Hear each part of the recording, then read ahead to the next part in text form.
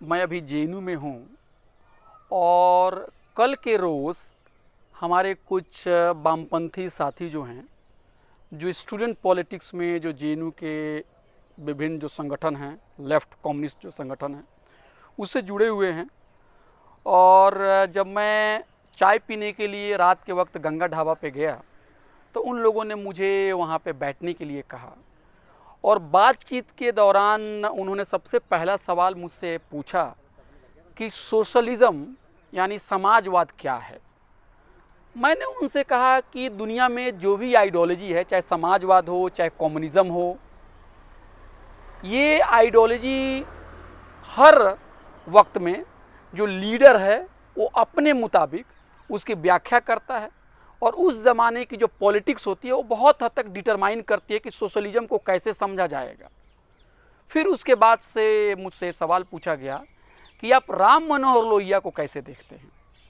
मैंने उनसे ये कहा कि राम मनोहर लोहिया जो हैं उनके बारे में मैंने बहुत देर से उनके बारे में पढ़ाई की है, लेकिन मुझे लगता है कि राम मनोहर लोहिया जो हैं इस देश में उनका बहुत ही बड़ा योगदान है।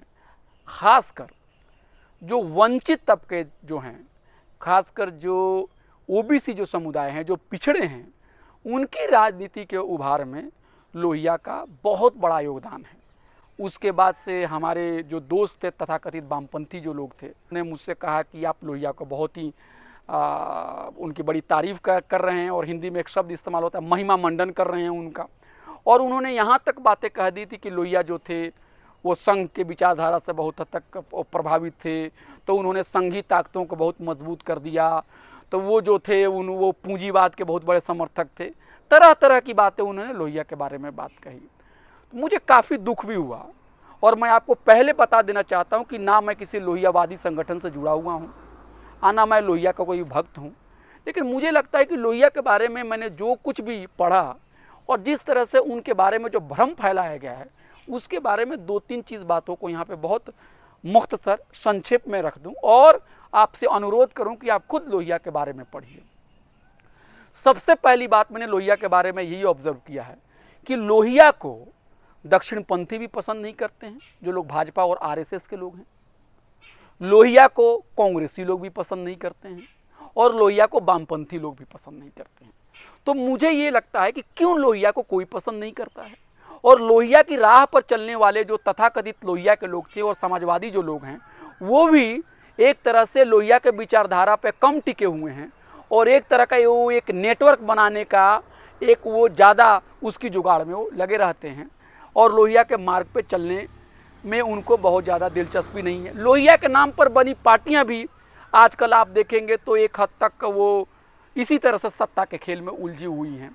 तो ये सारी चीज़ें मुझे बहुत तकलीफ़ देती हैं कि लोहिया के मानने वाले भी लोहिया के राह पे नहीं चल रहे हैं और बाकी लोग लोहिया को हर वक्त उनको संघी कह रहे हैं, तो उनको पूंजीवाद को का समर्थक कह रहे हैं, तो उनको उनके बारे में तरह तरह के भ्रम पैदा कर रहे हैं। इसलिए मैंने सोचा कि लोहिया के बारे में कुछ मैं आपको बातें मैं बता दूं और बाकी चीज़ मैं आपसे यही विनती करूंगा कि आप खुद लोहिया के बारे में पढ़िए और अपनी राय दीजिए और मुझे भी बताइए कि मैंने जो आपको बताया ये बातें बिल्कुल सही है या ये बातें बिल्कुल गलत है। सबसे पहली बातें मैं 5 बातें कहना चाहूँगा मुख्तसर कि क्यों लोहिया सबसे इम्पोर्टेंट क्यों है। लोहिया का योगदान, लोहिया का योगदान सबसे इम्पोर्टेंट भारत की राजनीति में ये है कि लोहिया ने पिछड़ा पावे 100 में 60 पिछड़े समाज को राजनीति में जिस तरह से हाशिए पर रखा गया था, उस राजनीति को केंद्र में लाने में, उस राजनीति को एक जबान देने में लोहिया का बहुत बड़ा रोल है। आपको पता है जवाहरलाल नेहरू जी का जब दौर चला था, जब कांग्रेस का दौर चला था, जिसके बारे में तरह तरह के भ्रम जो हैं ये जो हैं भाजपा के लोग फैलाते हैं, लेकिन नेहरू जी के भी ज़माने में आप देखेंगे तो पिछड़ों के उभार को बहुत ज़्यादा आगे नहीं बढ़ाया गया। कोशिश की गई कि ये हिंदू मुसलमान के नाम पे ही पूरी राजनीति चलती रहे और हिंदुओं को एक मोनोलिथिक कम्युनिटी के तौर पे देखा जाए और मुसलमानों को भी एक मोनोलिथिक तौर पे देखा जाए। दूसरी बात लोहिया की सबसे बड़ी क्वालिटी ये है, सबसे बड़ा लोहिया का योगदान क्या है कि आज जितने भी पिछड़े लीडर हैं, चाहे आप बिहार में देखिए या उत्तर प्रदेश में देखिए या कर्नाटका में देखिए या फिर आप उड़ीसा में देखिए, उसमें लोहिया का बहुत बड़ा रोल है। लोहिया की दूसरी सबसे बड़ी क्वालिटी है कि लोहिया ने सत्ता को हमेशा चैलेंज किया। लोहिया ने कभी सत्ता के साथ समझौता नहीं किया। जब उन्हीं के चीफ मिनिस्टर के दौर में जब गोलियां चली, जब किसानों पे हमले हुए, तो उन्होंने अपने चीफ मिनिस्टर के खिलाफ भी बोला और उनसे इस्तीफा मांगा। लेकिन आजकल नंदीग्राम और सिंगूर में जब वामपंथी लोग की जब सरकार होती है और वो किसानों पे, मजदूरों पे, ग्रामीणों पे हमला करते हैं, तो उस तरह की बात वामपंथियों के बीच से नहीं उभर के आती है। लेकिन आप देखेंगे कि बंगाल के अंदर में आप देखेंगे मुसलमानों का क्या हाल था, आप सब लोगों को पता है। उन्होंने पिछड़ों की राजनीति को किस तरह से दबाया, ये सब लोगों की बात है, आप सबको पता है।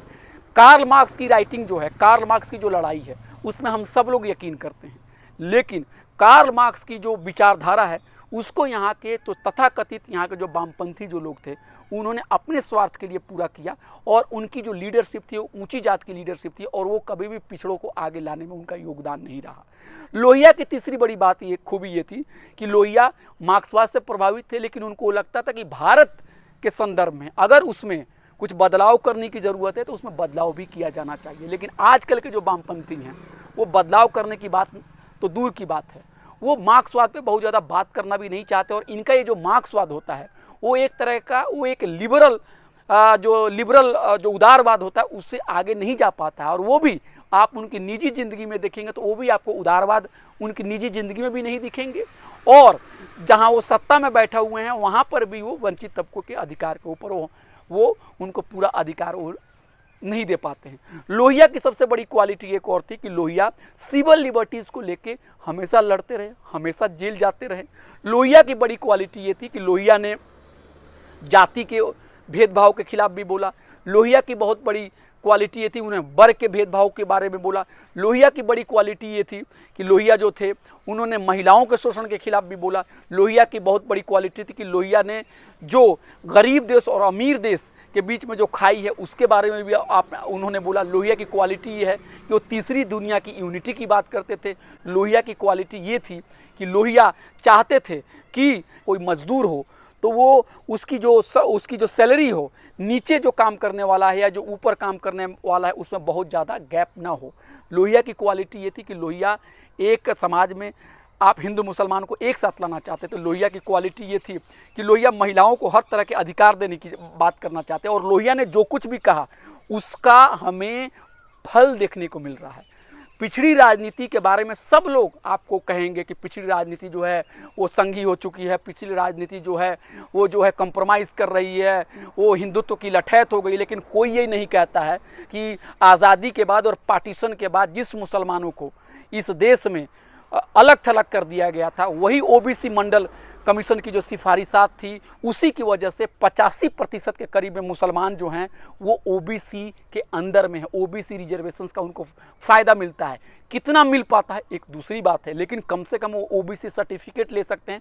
और बहुत सारे पसमानदा जो मुसलमान हैं, उन्होंने नौकरी पाई है। ये भी लोहिया की ही वजह से हुआ है।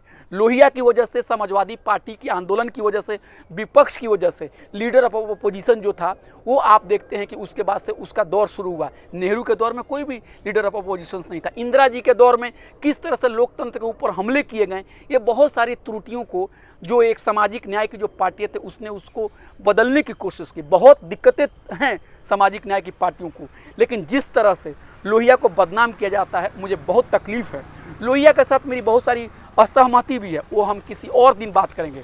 लेकिन मेरा ये जो तथाकथित जो सवर्ण लेफ्टिस्ट लोग हैं, उन लोगों से मेरा सवाल है कि आज़ाद भारत में लोहिया ने जो कुछ किया और उसका जितना सकारात्मक प्रभाव वंचितों की राजनीति पे पड़ा, उसके मुकाबले में आप एक लीडर पैदा कर दीजिए, दिखा दीजिए जो वामपंथी संगठन से थे, जिन्होंने आपको वंचितों के लिए काम किया। अभी भी मंडल कमीशन की जब सिफारिशात लागू हो रही थी, उस समय वामपंथी पार्टियां किस तरह से उनको मंडल कमीशन की सिफारिशात को मानने में कितनी परेशानी हो रही थी, ये दस्तावेजी रिकॉर्ड है। मैं आज अपनी बात यहीं पे ख़त्म करना चाहता हूं और मैं मेरे एक दोस्त धर्मराज जी की बातों से मैं अपनी बातें ख़त्म करना चाहता हूं, जो उन्होंने कल ये बात कही थी कि कास्ट को रिकॉग्नाइज करने में वामपंथियों को 100 साल लगा और लोहिया को रिकॉग्नाइज करने में उनको 100 साल और लगेंगे। मुझे लगता है शायद उनकी बात गलत साबित हो और वो लोहिया को समझ लें, क्योंकि लोहिया ने आरक्षण के लिए बात कही है, लोहिया ने सामंतियों के ऊपर हमला किया है, लोहिया ने ऊंचे लोग और जो अपर कास्ट लोगों की जो हेजेमनी थी उसको तोड़ने की कोशिश किया, और सिर्फ बात नहीं की है बल्कि ज़मीन पे उसे करने की भी कोशिश की थी। ये कमाल था लोहिया का। बहुत बहुत शुक्रिया।